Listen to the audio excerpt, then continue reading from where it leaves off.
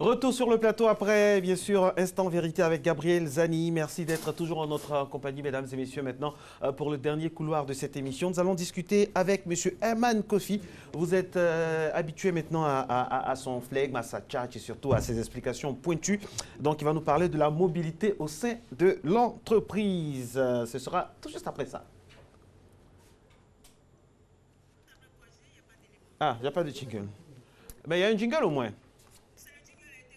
Ok, d'accord. Okay. C'est le direct, vous comprenez bien. Que, voilà, les aléas du directeur. Ben voilà, mais de toutes les façons, on est oui, on a compris.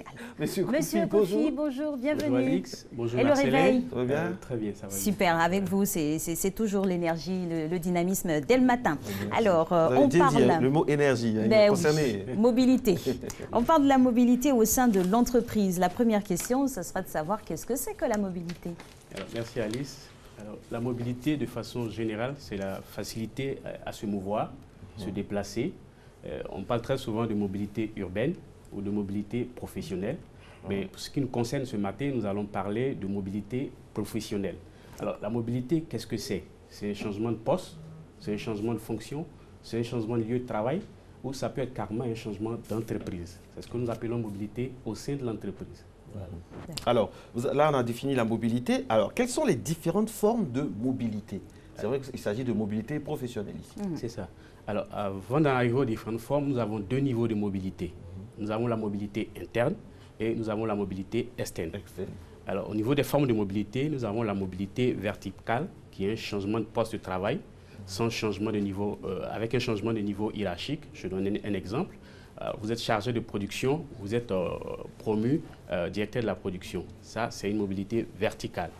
Alors, nous avons la mobilité horizontale, c'est-à-dire vous changez de poste sans changement de niveau hiérarchique. Les changements de palier. Voilà. Vous êtes chargé de production, vous passez par exemple chargé de la comptabilité. Je donne un exemple comme ça. Vous n'avez pas changé vous avez changé de poste, mais vous ne changez pas de niveau hiérarchique. Vous êtes toujours au même niveau hiérarchique. Voilà. À côté de cela, nous avons la mobilité géographique. Alors, la mobilité géographique peut être nationale, elle peut être internationale. Au niveau national, l'employeur peut décider, par exemple, de vous muter d'une zone A vers une zone B, notamment d'Abidjan à Yamoussoukro ou de Yamoussoukro à Abidjan. Au niveau international, dans le cadre du développement de votre compétence, l'employeur peut décider, par exemple, de vous détacher dans une de ses filiales, soit à l'étranger ou soit dans un autre pays. Voilà les différents types de mobilité que nous pouvons rencontrer. Mais concernant la mobilité géographique, elle peut être aussi verticale et horizontale. Parce que le détachement la mutation peut être suivie d'une promotion où vous pouvez avoir le même niveau d'emploi. Voilà. D'accord. Et jamais rétrogradé, hein? Alors, ça dépend. Ça dépend. Alors, la mobilité peut être ascendante et peut être descendante. Ok. Voilà. Ça, il faut noter ça. Et dans quelles conditions? Parce que c'est très important. Alors, vous pouvez, par exemple, être sollicité, par exemple, pour un poste du niveau supérieur dans lequel on vous met en poste et on constate que vous n'arrivez pas, après 6 mois, à gérer le poste. Donc, à partir de ce moment-là, on vous ramène à votre ancienne situation. Voilà. Donc, c'est une mobilité ascendante. Très bien. Okay. On voit que vous n'avez pas les aptitudes. Voilà. Oui. Après 6 mois d'essai, d'observation, on constate que vous n'avez pas les aptitudes, on vous ramène à votre ancienne situation. Ce n'est pas antinomique, mobilité et puis descendante? Non, non, non. Il y a la mobilité qui peut être ascendante comme elle ou peut verticale, comme on a tendance à penser que la mobilité dans l'entreprise est toujours ascendante. Alors, quels sont les enjeux de la mobilité interne? Alors, pour l'employeur, les enjeux de la mobilité, d'abord, dans un premier temps, nous avons la fidélisation des salariés. Et dans un deuxième temps, l'objectif, c'est de mobiliser le personnel pour l'atteinte des objectifs, c'est-à-dire les impliquer davantage dans les missions. Voilà, effectivement. Et il y a aussi de développer l'employabilité de ces salariés, leur permettre d'acquérir de nouvelles compétences, de nouvelles formations. Et tout ça, ce sont les principaux enjeux de la mobilité. À côté de cela, nous avons aussi la mobilité qui nous permet de pouvoir réduire les coûts de recrutement. Alors, vous convenez avec moi que recruter quelqu'un en interne et recruter quelqu'un à l'externe, ça coûte plus cher de recruter quelqu'un à l'externe. Et la personne qui est en interne, vous le connaissez mieux. Vous connaissez ses capacités, ses compétences déjà, vous l'avez déjà pratiqué. Mais quelqu'un qui vient de l'extérieur, c'est une présomption de compétences. Voilà. Donc, ce n'est pas sûr qu'il puisse vraiment vous satisfaire. Mais en interne, vous avez l'assurance, les risques sont moindres en fait. Voilà. C'est clair. Alors, pensez-vous que la mobilité est stratégique au sein d'une entreprise? Effectivement, la mobilité est stratégique. À partir du moment où la mobilité nous permet de pouvoir motiver, de pouvoir impliquer les salariés, l'objectif recherché derrière, c'est de pouvoir atteindre les objectifs stratégiques de l'entreprise. Donc, et en même temps, vous avez une adéquation entre les hommes et les postes. Donc, on peut dire clairement que la mobilité est stratégique pour l'entreprise. Voilà. Alors, cette stratégie de la mobilité, là, elle s'appuie sur quoi? Parce que ça peut être aussi un moyen parfois de coercition des gens qu'on veut mettre au garage, aux archives. Dans nos pays, hein, c'est toujours comme ça. C'est clair. Quand il y a un souci, on les met aux archives, tout ça. Est-ce que ce feeling-là, cette notion de mobilité, elle est appréhendée de fort belle manière par toutes les entreprises dans notre pays? Alors, pour une entreprise qui se veut compétitive, pour une entreprise qui met en place une gestion prévisionnelle des emplois et des compétences, elle est obligée d'exercer de mobilité, de faire la mobilité dans son entreprise. Parce que si vous ne faites pas de mobilité, comment est-ce que vous transférez les compétences? Comment est-ce que vous vous assurez de l'adéquation homme-poste au sein de l'entreprise? Comment est-ce que vous vous assurez que telle personne est à telle place et la place à laquelle il doit être? Donc, c'est compliqué. Ce qu'il faut retenir finalement en termes de mobilité, c'est que c'est l'homme qui est au cœur de la mobilité. C'est les compétences qui sont au cœur de la mobilité. Et c'est ces compétences-là qui sont valorisées par l'entreprise de telle sorte que ça puisse permettre de pouvoir atteindre les objectifs de l'entreprise. Voilà. Justement, parlons de l'homme qui produit le travail et les compétences. Quelle est son attitude face à la mobilité? Quelle devrait être son attitude en entreprise? Alors, vous avez deux comportements du travailleur. Le travailleur qui décide que c'est l'employeur qui gère sa mobilité. Voilà. Il va attendre beaucoup de l'employeur. Ah, il va attendre beaucoup. Voilà. C'est quelqu'un qui aime la sécurité de l'emploi. Il attend que son employeur décide quelque chose pour lui. Il va travailler dans ce sens-là. Mais vous imaginez qu'il ne reçoit rien en retour, ça pose un problème. Vous avez un autre type de salariés qu'on appelle, ils sont nomades. C'est des gens qui bougent beaucoup. Mais ces personnes-là prennent en main leur carrière. Ils développent en permanence leurs compétences. Ils ont des compétences à transférer. Ils sont sûrs de leurs compétences. Ils savent qu'ils peuvent transférer ces compétences-là dans une autre entreprise. Ces personnes-là, ils n'attendent pas, ils s'en fichent de la sécurité d'emploi. Ils n'ont pas besoin de sécurité d'emploi. L'orientation qu'ils ont, c'est l'intérêt du travail et le salaire. C'est ce qui les importe. Voilà, c'est le plus important pour eux en tout cas. Et à ce niveau-là, parlons toujours de mobilité, de compétences en interne. Est-ce que le travailleur doit susciter lui-même sa mobilité ou, comme vous l'avez expliqué là, attendre que ça vienne du patron, de la hiérarchie? Alors, je pense que c'est une mixture. En même temps que l'entreprise met en place des instruments pour la mobilité au sein de l'entreprise, à travers des évaluations, à travers des compétences, des formations, tout ça. Mais vous-même, en même temps, il y a des formations que vous n'allez pas, l'entreprise ne va pas vous donner. Voilà, donc vous-même, vous pouvez faciliter votre mobilité en vous formant par l'auto-formation, par l'auto-apprentissage. Vous voyez, aujourd'hui, sur les réseaux sociaux, vous avez toutes les formations que vous pouvez avoir. Et vous devez être en permanence en formation. Voilà. Parce qu'aujourd'hui, les compétences changent. Du jour au lendemain, très rapidement, une compétence en production peut changer. C'est clair. Alors, la mobilité au sein de l'entreprise, au fait, ça nous permet de revoir nos propres intentions au sein de l'entreprise et puis aussi de ne pas rester, comme on dit, dormir sur ses lauriers. C'est ça aussi le plus important. Mais aussi, il y a une question concrète que j'aimerais vous poser. Je suis dans une entreprise, j'ai une connaissance, quelqu'un que je connaissais ailleurs qui vient dans l'entreprise, qui a un poste important, et moi je laisse mon poste. Et je vais être, par exemple, auprès de cette personne-là qui est dans l'administration, alors que moi, j'étais dans un volet technique. Ça s'appelle la mobilité ou bien c'est le suivisme? Alors, je pense que c'est, comme je disais, il y a deux types de salariés. Vous décidez vous-même de laisser gérer votre mobilité par l'entreprise. La mobilité est gérée par l'entreprise ou vous-même vous prenez en main votre mobilité. Dans ce cas-là, ça veut dire quoi, prendre en main sa mobilité? Prendre en main sa mobilité, ça veut dire dans ce cas-là, vous développez vos compétences vous-même. En plus des formations que l'entreprise va vous faire faire, vous vous inscrivez dans une école. Effectivement, vous-même vous allez développer vos compétences. Vous allez développer un réseau professionnel qui peut demain vous amener dans une autre entreprise, qui peut demain vous amener à une mobilité dans une autre entreprise. Je confie dans nos entreprises en Côte d'Ivoire ici, en général, et dans les pays africains, en Côte d'Ivoire en particulier, dans les pays africains en général, est-ce qu'il y a une certaine démocratie de la mobilité? Alors, vous savez de quoi je veux parler? Je comprends bien. En fait, en réalité, c'est une des attentes des salariés. avoir la clarté, la visibilité dans les politiques de mobilité. Les gens veulent comprendre, ils veulent connaître les règles de la mobilité dans une entreprise. Et ça, c'est l'un des enjeux aujourd'hui auquel l'employeur doit faire face dans une entreprise. Alors, ouais, en termes de mobilité, la mobilité peut être perçue comme une récompense ou peut être perçue comme une sanction aussi. Ça, c'est comme ça. Alors, quelqu'un qui a bien travaillé, qui a performé, qui a vraiment qui est compétent, on peut décider, par exemple, de lui faire une promotion, une mobilité, promotion, il perçoit cela comme une récompense. Mais par contre, quelqu'un qui est toujours depuis des années à sa même place, il peut percevoir cela comme une sanction. Vous voyez, il y a tout un travail de perception aussi qui est par derrière. Justement, à ce niveau-là, pour des personnes qui sont en interne et qui réussissent vraiment à vivre leur mobilité de manière zen, quelle est la démarche? Ça, c'est un premier volet. Et pour quelqu'un qui stagne, qui n'avance pas, ou on va dire pratiquement oublier même de la hiérarchie pour manque de performance, est-ce que lui-même aussi devrait prendre son destin en main et puis essayer de partir ailleurs? Pourquoi pas? Alors, merci beaucoup, Alice. Alors, ce qu'il faut savoir en termes de mobilité, l'entreprise, normalement, doit mettre en place les outils de mobilité. Les règles de mobilité doivent être connues des salariés. Quand vous avez des postes vacants au sein de l'entreprise, il y a une publication qui doit être faite par l'employeur. Il doit avoir une certaine lisibilité. Voilà. Ça doit pas être une opaque. visibilité même de la mobilité. Voilà, ça doit une pas être opaque. visibilité des postes qui sont vacants au sein de l'entreprise. Et permettre à chacun de pouvoir postuler à ces postes-là en toute liberté, en toute démocratie. À partir de ce moment, l'employeur a fait sa part.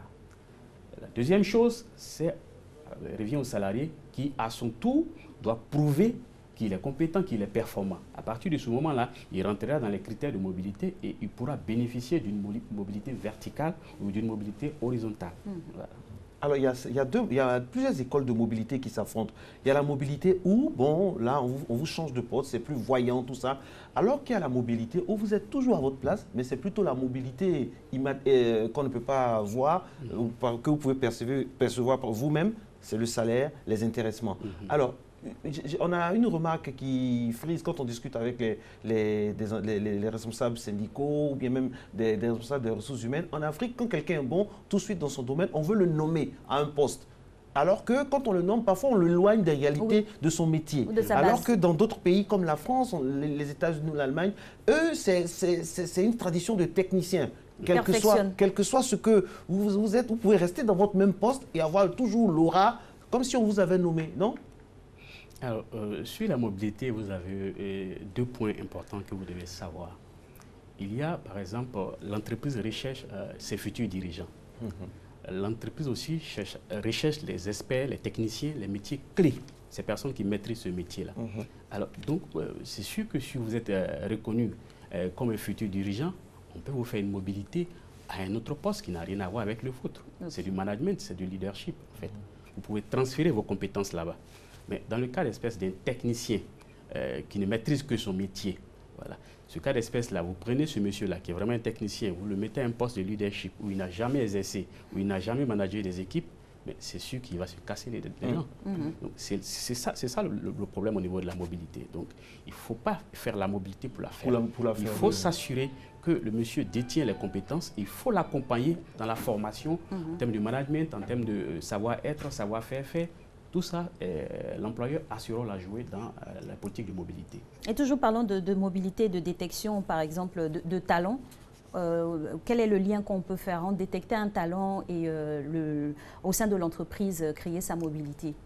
Ça rentre toujours dans le même cadre? Oui, comme je disais, c'est la beauté de votre métier. Il y a toute une machine dans la mobilité. Oui, avant de pouvoir effectuer une mobilité, vous avez fait des entretiens d'évaluation, vous avez un plan de succession, un plan de relève. À partir de tous ces instruments-là, vous allez savoir quelles sont les personnes ressources qui doivent bénéficier de la mobilité verticale, de la mobilité horizontale. Voilà, donc, vous, M. Kofi, vous êtes dans une entreprise, vous avez fait des entretiens, vous avez supervisé, vous connaissez votre équipe. Vous êtes à même de dire non, je pense que pour ce poste-là, on n'a pas besoin de recruter en externe. Il faudrait vraiment, je connais, quand je vois un peu le ratio, quand je vois la nomenclature, le profil de mes gardes, des gens ici, je pense que tel peut faire l'affaire. Est-ce que les responsables vous écoutent quand vous procédez comme ça?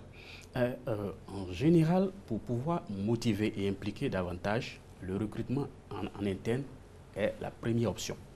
qu'il faut choisir en entreprise. Toujours. Voilà. Toujours. Si Il faut vous n'avez pas de recrutement en interne et la promotion en interne. Si vous n'avez pas de compétences en interne, à partir de ce moment-là, vous pouvez privilégier maintenant un recrutement à l'externe. Ce qu'il faut savoir, c'est qu'un recrutement à l'externe, un recrutement manqué, c'est en moyenne 12 à 18 mois de salaire. Voilà. Quand vous faites un mauvais recrutement. Voilà. Mais en interne, vous connaissez la personne, vous connaissez ses compétences, vous avez déjà des informations qui vous permettent de pouvoir, par exemple, dire, bon, il reste juste à développer cette formation-là ou bien à l'accompagner au niveau de cette formation pour qu'il puisse avoir les pleines compétences pour ce poste. Mais c'est un risque aussi, parce que c'est facile, la personne va assimiler. Par exemple, la formation, on dit, bon, monsieur X, dans 6 mois, vous serez à un poste, un poste de responsabilité. Voici ce que cela implique. Vous devez aller au camp PC, mais je ne sais pas, dans un endroit pour une mise à niveau, tout ça. C'est pour ça que nous préconisons un bilan de compétences avant de pouvoir mettre en poste quelqu'un ou de le promouvoir. Effectuer une mobilité. Pour faire un bilan de compétences, pour savoir... Bilan de compétences professionnelles. Professionnelles, pour savoir quelles sont ces compétences. Il y a des entreprises, il y a des bilans de compétences qui n'ont rien à voir avec le travail, ça a tout à voir avec d'autres chapelles, soit dit en passant. C'est-à-dire, quand vous faites le bilan de compétences, vous avez la situation réelle de ces compétences. Il peut ressortir des écarts, comme il peut ne pas ressortir des écarts. À partir du moment où il ressort les écarts de compétences, ces écarts-là seront transformés en plan de formation. Voilà. Monsieur Kofi, à quel moment intervient la mutation volontaire? Par exemple, un agent qui est dans une direction bien donnée décide de faire une demande de mutation pour un autre poste. Comment cela encadré? Alors, bien sûr, il y a des règles qui sont définies. Je suis dans l'entreprise, mon épouse est à Abidjan, moi je suis à Yamoussoukro. Je vais me rapprocher de ma famille, ça fait peut-être 10 ans que je suis à Yamoussoukro. Je vais faire une demande de mutation pour convenance personnelle, me rapprocher de ma famille. Ça, on peut le faire. Voilà. La mutation, la mobilité volontaire aussi peut se faire dans le cadre d'une démission. Un employé qui décide par exemple de quitter l'entreprise, c'est une mobilité volontaire. Voilà. Et quid des mises en disponibilité? Alors, la mise en disponibilité, c'est... Comment on peut caser ça? Je veux dire, en fait, c'est une mobilité. Vous pouvez demander une mise en disponibilité pour aller assister un enfant qui est malade. Vous pouvez demander une mise en disponibilité pour une formation. Le Code du travail de 2015 nous donne ça, cette possibilité-là. Vous pouvez demander une mise en disponibilité pour un mandat parlementaire ou syndical. Ça dépend. Mais c'est des mobilités. Vous êtes momentanément, vous n'êtes plus dans les effectifs qui sont payés au sein de l'entreprise. Voilà. Mais théoriquement, vous êtes encore là. Voilà. Et on a parlé à l'entame des agents qui pourraient être qualifiés d'agents nomades. Est-ce que c'est quelque chose à encourager? Il faut aller toucher un peu à tout, faire le tour partout Alors, il y a un risque aussi, oui. Mais en même temps, on perd son identité. En même temps, chaque génération a ses réalités, a ses caractéristiques. Vous voyez, à l'époque, les baby boomers, c'était des gens qui étaient loyaux à leur entreprise, c'était des gens qui étaient fidèles à l'entreprise. Ils avaient besoin que de considération, pas beaucoup de choses en fait. Mais aujourd'hui, la jeune génération maintenant, ils sont orientés l'intérêt du travail. C'est-à-dire, est-ce qu'il y a un enjeu? Il n'y a plus d'amour du maillot en guillemets. Ils sont orientés salaire. Est-ce qu'il y a un challenge dans le travail? Il peut être un travail, il est bien payé, mais quand il voit qu'il n'y a pas d'enjeu dans ce qu'il fait, il est capable de démissionner pour ça, juste pour ça. Et puis, c'est vrai, hein, et aussi dans le domaine de l'environnement, il y a des gens comme ça qui vont dire, bon, mon entreprise, finalement, c'est vrai, je gagne beaucoup d'argent, mais n'a pas de charte de l'environnement, donc je pars. Il y a des données, qui... En fait, il y a les valeurs personnelles même du travailleur, et il y a les valeurs de l'entreprise. Donc, quand il y a un écart entre ces deux valeurs, il estime qu'il y a problème, donc il peut démissionner. Monsieur Kofi, selon vous, qu'est-ce que les parties prenantes attendent aujourd'hui en matière de mobilité, que ce soit dans le domaine public ou privé? Parce que là, il y a changement aussi. La mobilité au sein d'une entreprise publique n'est pas forcément la même au sein de l'entreprise privée. Hein. C'est ça. Alors, quelles sont les spécificités? Moi, en tant que travailleur d'une entreprise publique ou privée, en termes de mobilité, qu'est-ce que j'attends? C'est la clarté. C'est la visibilité dans les politiques de mobilité. Comment ça se fait? Quels sont les critères? C'est ce que je demande. En tant que candidat à l'embauche aussi, j'attends de comprendre, qu'on m'explique comment est-ce que la mobilité se fait au sein de cette entreprise. Je vais y entrer après 2 ans, 3 ans. Est-ce que j'ai des perspectives de carrière? Mais avant d'y entrer, il est intéressant qu'on me communique, qu'on m'explique ça. Ça permet de pouvoir, ça m'encourage vraiment à entrer dans l'entreprise et à y rester aussi longtemps que possible.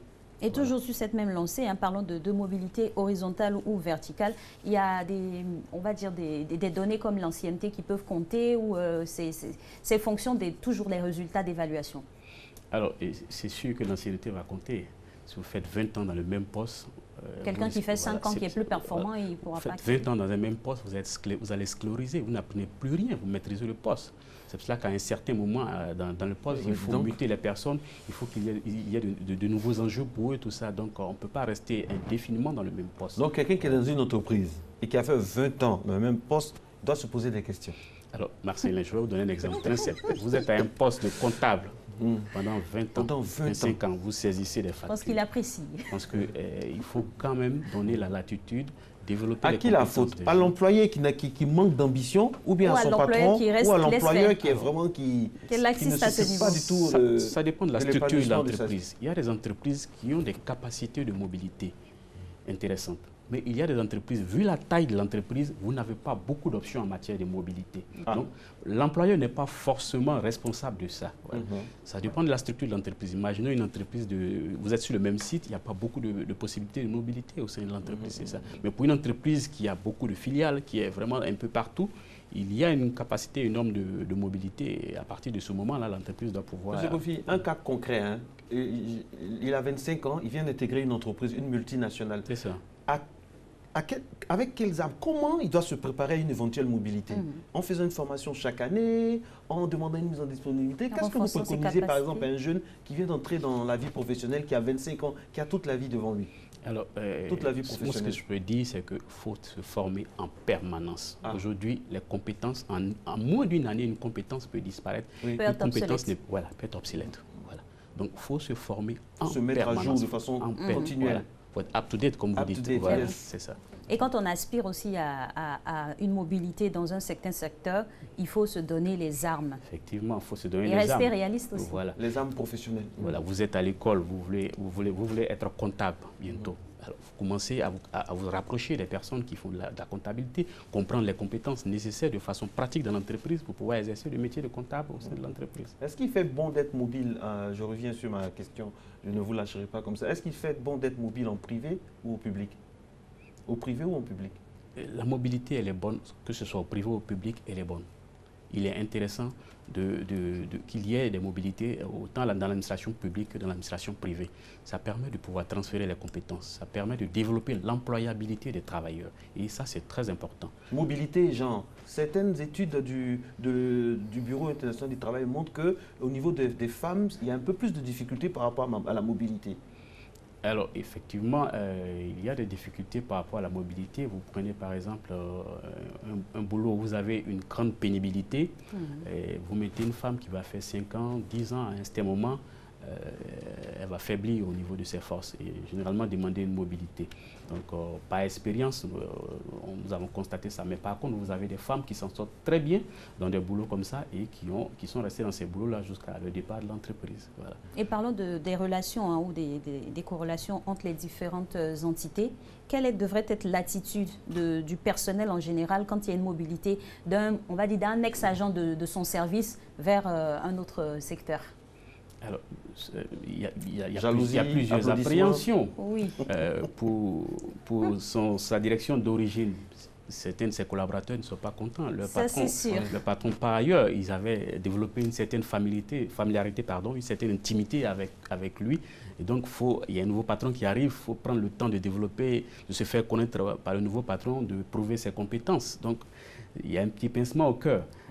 Quand vous prenez quelqu'un qui est nommé dans une autre structure, pendant qu'il y a certaines personnes qui s'attendaient à cette nomination-là, ça pose un problème de conflit en interne. Maintenant, dans tout ça, c'est comment est-ce qu'il va gérer ça à son arrivée dans la nouvelle structure.